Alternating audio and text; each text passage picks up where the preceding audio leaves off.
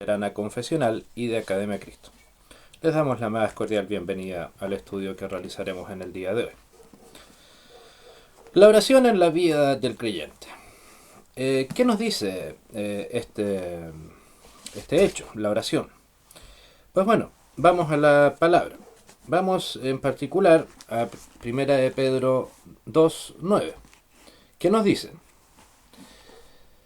Primera de Pedro 2:9. Mas vosotros sois linaje escogido, real sacerdocio, nación santa, pueblo adquirido por Dios, para que anunciéis las virtudes de aquel que os llamó de las tinieblas a su luz admirable. Que el Señor añada bendición a la lectura de su palabra. Pues bueno, aquí se nos habla de que somos reyes, sacerdotes, con todo lo que eso significa. Pero por supuesto, para ser rey o co-rey, hay que ser parte de un reino. Y pues bueno, los creyentes de Jesucristo, usted y yo, como que tenemos a Cristo como Salvador de nuestros pecados, somos miembros, pero a su vez súbditos del reino de Dios. En realidad el reino mismo le pertenece obviamente por derecho propio a nuestro Señor Jesucristo, a quien, por supuesto, a diferencia, aquí se habla de que en este versículo se habla de que somos reyes, pero sin embargo Cristo es Rey de Reyes.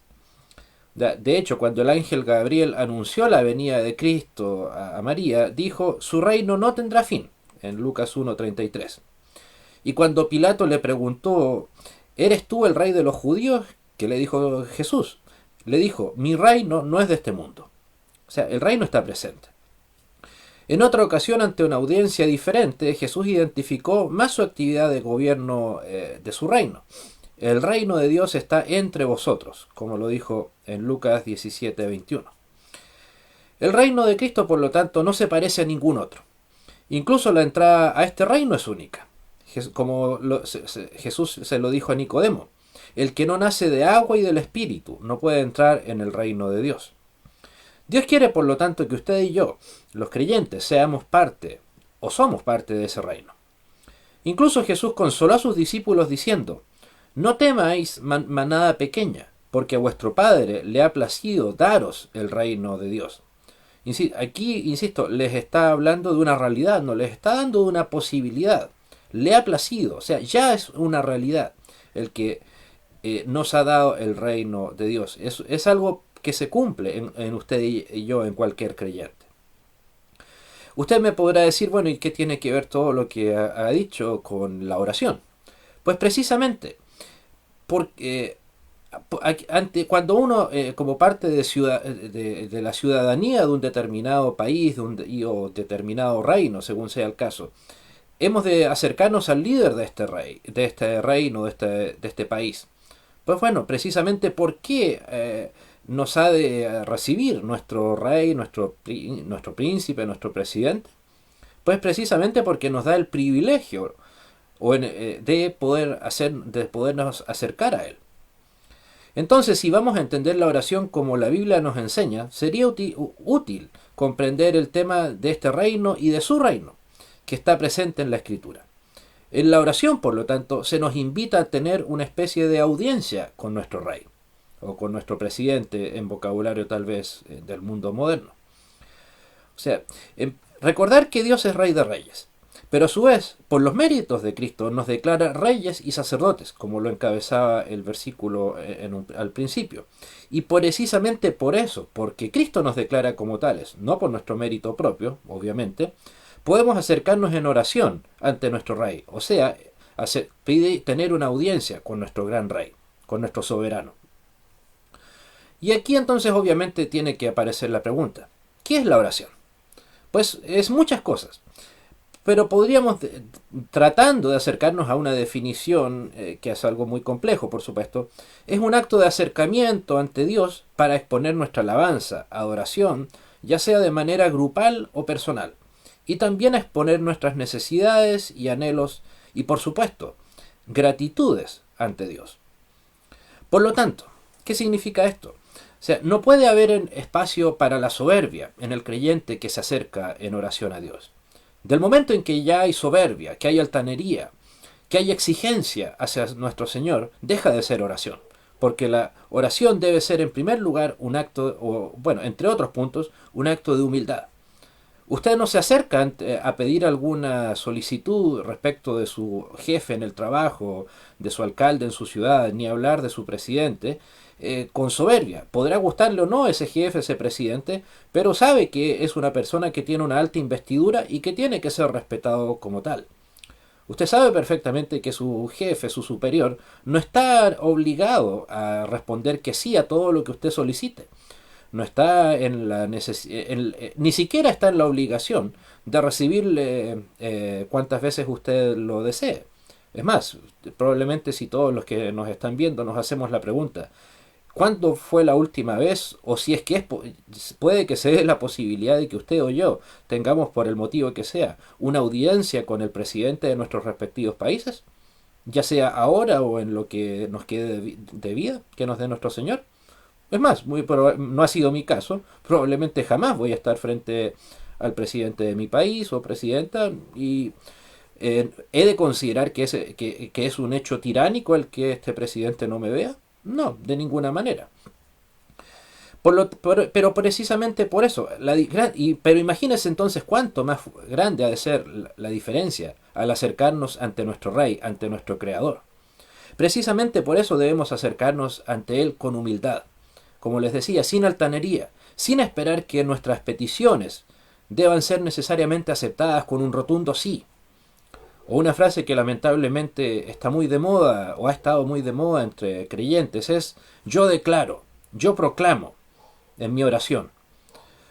Por supuesto, obviamente estamos para proclamar la palabra de Dios, pero ese es un mandato, una encomienda de Cristo para nosotros, para que lo entreguemos a los demás, no para que vayamos ante Dios a hacer algún tipo de exigencia. Dios no está obligado a responder, insisto, con un rotundo sí a todo lo que nosotros pidamos. Puede que incluso pidamos algo totalmente razonable, beneficioso, bueno, benigno, pero por supuesto Dios tiene la plena, tiene el pleno derecho a ser justo y a respondernos: no, no es mi voluntad que así sea. Él es nuestro creador. Pero no está, y por lo mismo, no está a las órdenes de nuestros caprichos, ni siquiera tampoco de nuestros deseos. Insisto, por muy buenos que estos deseos puedan ser. En segundo lugar, además de humildad, debe ser un acto de confesión. Obviamente, si usted se acerca a Dios en oración, acepta que en primer lugar, tal como lo dice el Padre Nuestro, que somos pecadores. Por algo decimos: perdónanos nuestras ofensas, o nuestras deudas, perdón. ¿Por qué? Precisamente porque tenemos que reconocer que somos pecadores y que por lo tanto necesitamos de la sangre de Cristo limpiando nuestros pecados. Y por lo tanto debemos de reconocer que el pecado es parte de nuestra, y por lo mismo, mayor razón para acercarnos humildemente ante Dios para que nos conceda el perdón. Y por lo tanto nos permita entregar o estar en esa, llamémoslo, audiencia. No podemos acercarnos ante Dios. Recordemos, Dios es un Dios santo. Y usted y yo, por nuestras propias obras, por supuesto, no somos santos. Y como la Biblia lo declara, la luz no tiene comunión con las tinieblas. La santidad no puede tener comunión con el pecado. Por lo tanto, ¿por qué podemos acercarnos a Dios en oración y tener la certeza de que esa oración ha de ser escuchada? Precisamente porque Cristo tomó nuestro lugar en la cruz y por eso nos abrió las puertas para que podamos acercarnos ante nuestro Dios santo, nuestro Dios que es santo. Insisto, nosotros que no somos santos no tenemos el derecho a acercarnos ante nuestro Creador.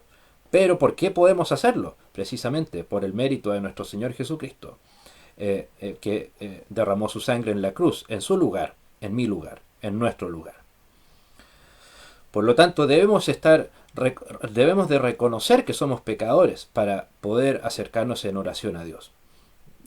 Insisto, nosotros no vamos a ser más o menos escuchados por el hecho de ser supuestamente o autoproclamarnos santos. Es muy lamentablemente, insisto, estos conceptos son muy mal entendidos y se cree que solamente una persona sin pecado puede, muchas personas me dicen: oh, Andrés, tú que eres profesor, que te manejas en la oración, en la teología, en la iglesia, ora por mí. Ok, por supuesto, todos nosotros los creyentes podemos orar por las personas que nos lo pidan. De hecho, esa es la voluntad de Dios. Pero, ¿eso quiere decir que somos más o menos pecadores que cualquier otra persona? No, por supuesto que no. Simplemente nos acercamos todos. De igual manera podemos acercarnos a Dios, habiendo sido perdonados de nuestros pecados, pero precisamente por los méritos de Cristo, no por los nuestros. Y por lo mismo, la oración también debe ser un acto de reverencia y de adoración. Obviamente, nuevamente, nosotros no nos vamos a acercar ante un superior nuestro poniéndonos a la par de él. Yo no voy a presentarme ante... Me podrá gustar o no él o la presidente que haya en mi país respectivamente, pero si voy a acercarme a él o a ella, debo decirle, debo acercarme con reverencia, acercarme con el respeto que es investigación. Y por lo tanto, ¿qué más reverencia precisamente que reconocer en adoración? Y ahí hay un punto muy importante. La oración es un acto de adoración ante nuestro Señor, ya sea grupal o personal, pero es un acto de adoración, necesariamente. No podemos decir, no, la oración es solamente parte de la liturgia, una parte que es necesario cumplir y ya está. No, es un acto fundamental de la vida del creyente. Por lo tanto, es un acto de adoración. Cosas que la oración no es. En primer lugar, o entre muchos, por cierto, no es una lista de peticiones que necesariamente Dios debe de cumplir respecto de nosotros. Como lo mencionaba hace unos minutos, usted puede orar por algo totalmente razonable, por algo totalmente bueno, ya sea para usted, para su prójimo, para nuestra iglesia, para quien sea. Pero eso no convierte a Dios en un títere de nuestros deseos, por muy buenos que estos deseos puedan ser. Dios no está obligado a responder sí a todas nuestras peticiones. Insisto, por muy buenas que éstas sean. Por lo tanto, no es una especie de carta al viejito pascuero la oración que le entregamos de manera verbal. No es algo que pueda que no es una fórmula mágica en la cual nosotros vamos a recibir de parte de Dios todo lo que nosotros estimemos conveniente. Recordemos, ¿cuál es la diferencia precisamente entre los medios de gracia y la oración? Que los medios de gracia, como la palabra de Dios y los sacramentos, bautismo y santa cena, y la palabra, por supuesto, son algo que vienen un regalo de Dios hacia nosotros. En el cuerpo y la sangre de Cristo, la presencia real, así como la Biblia, la palabra de Dios, es palabra de Dios revelada hacia el hombre, hacia el ser humano, hacia usted y a mí. Mientras tanto que la oración, ¿por qué no es un medio de gracia? ¿Por qué? Porque aún así, si bien somos perdonados por Cristo, la oración va del ser humano hacia Dios. Por lo tanto, es un acto que va de parte de un ser pecador hacia un Dios santo. Por lo tanto, es algo que va, por así decirlo, de abajo hacia arriba. Del pecador hacia el Dios santo. Del creado hacia el creador. Por lo tanto, no necesariamente lo que nosotros creamos que está bien orar o entregar ante nuestro Señor es precisamente algo que deba Dios cumplir y que ha de ser un Dios tiránico si es que su respuesta es un repetido no. Y por lo tanto, como les decía, no es una fórmula mágica para que Dios haga lo que deseamos, por muy bueno que ese deseo pueda ser. Por lo tanto, la oración es importante, pero especialmente la voluntad de Dios es más importante aún. Y a eso es a lo que apelamos en la oración. En la oración nosotros primeramente no oramos para que Dios cumpla nuestras peticiones, sino para que, por sobre todo, haga su voluntad en nuestras vidas, en la iglesia, para nuestra edificación, etc. Pero lo que importa no es nuestro deseo, no es la que es, por así decirlo, la gramática, la verbalización de nuestra oración, que esté bien redactada, no. Lo importante es precisamente la voluntad de Dios actuando. Por lo tanto, la oración no es una manera de torcerle la mano a Dios, decir, ok, sabes Dios, tú hasta el momento me has dado pobreza y yo ahora quiero ser una persona adinerada, acaudalada. Y por lo tanto te oro a Dios para que me des mucho dinero. Insisto, ¿tiene usted el derecho a orar a Dios para tener más dinero del que usted tiene? No hay nada de malo en eso. mientras que no sea un acto de egoísmo a fin de quitarle a su prójimo algo, mientras que sea, pero nuevamente, o sea, no se trata de hacer una especie de, insisto, de jugueteo de manos entre ver a la oración como un jugueteo de manos entre Dios y el creyente. No, el creyente ha de apelar a la voluntad de Dios en primer lugar, más que a nuestros deseos. Insisto, no es una especie de chantaje, porque lamentablemente, seguramente usted también ha escuchado eso, muchas veces creyentes dicen: Padre Celestial, te oro para que si tú me das tal o cual cosa, cumples tal o cual petición mía, yo te daré adoración, yo te daré dedicación en la iglesia, pondré mis dones a tu servicio, etc. Como si es que le hiciéramos un favor a Dios poniendo nuestros dones al servicio de nuestro Señor. Precisamente porque son dones, porque son algo que nos ha sido entregado por Dios. Por lo tanto, si nuestros dones, nuestro conocimiento, nuestras capacidades son puestas al servicio del Señor, lo único que estamos haciendo es retribuirle en parte, en una minúscula parte, lo que Dios ya nos ha dado. Por lo tanto, insisto, no veamos la oración, que es muy fácil caer en eso, por cierto, en ver a la oración como una especie de chantaje. Dios, yo te oro, yo te adoro, yo te alabo, pero tú me das. No, así no es la oración. La oración del creyente debe ser sometida a la voluntad de nuestro Señor. Y otra pregunta que nos queda subyacente aquí es: ¿a quién oramos?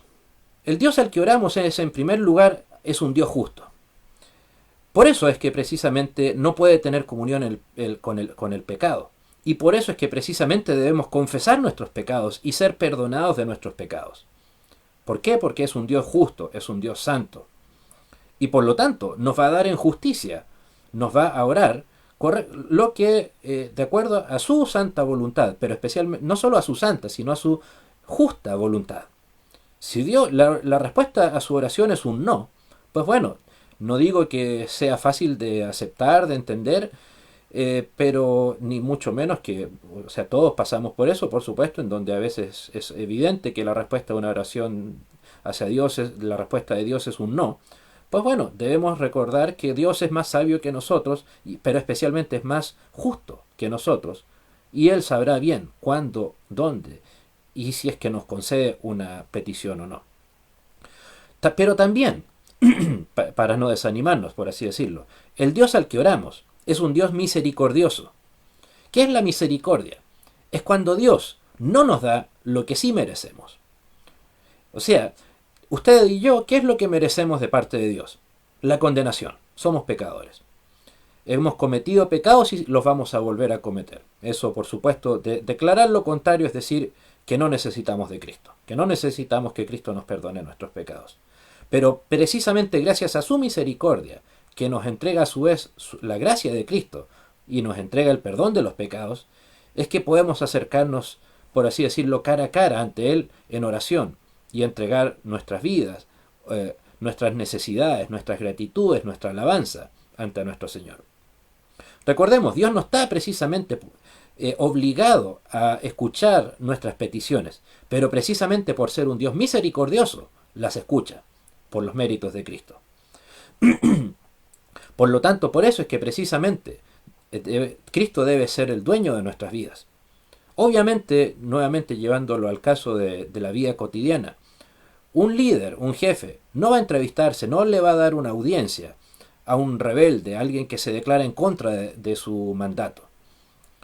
Si yo estoy en rebeldía en contra de mis jefes en mi trabajo, por supuesto mi jefe no va a permitir que yo me pueda acercar a él. O en este caso, si yo me pusiera en contra de las enseñanzas de Academia Cristo y de la Iglesia Luterana Confesional, pues bueno, lo más justo precisamente para usted, para la Iglesia y incluso para mí, es que se me prohibiera continuar hablando.